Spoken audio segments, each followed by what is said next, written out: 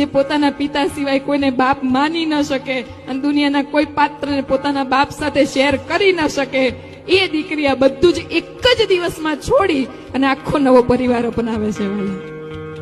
ત્યાં જઈને પપ્પા મમ્મી અને સાસરે જઈને ફોન કરે, પપ્પા મારા ઘરે આવજો. મારું ઘર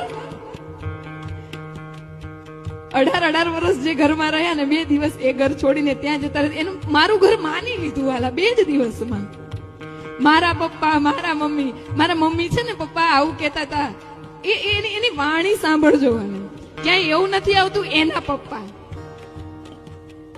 ક્યાંય નથી આવતું એના પપ્પા. જયારે ભાઈઓ સંબોધન કરે ને સાસુ સસરાને ત્યારે એમ કે અમારે એના પપ્પા છે ને એવું સંબોધન કરે. પણ દીકરી હંમેશા 2 પક્ષે મા બાપને સરખા રાખે છે. વાલા દીકરીઓ માટે તાળીઓનો ગડગડાટ હોય. ગમે એટલી દૂર હોય ને દીકરી તો પણ બાપને કઈ તકલીફ પડે તો એ દોડતી આવે છે.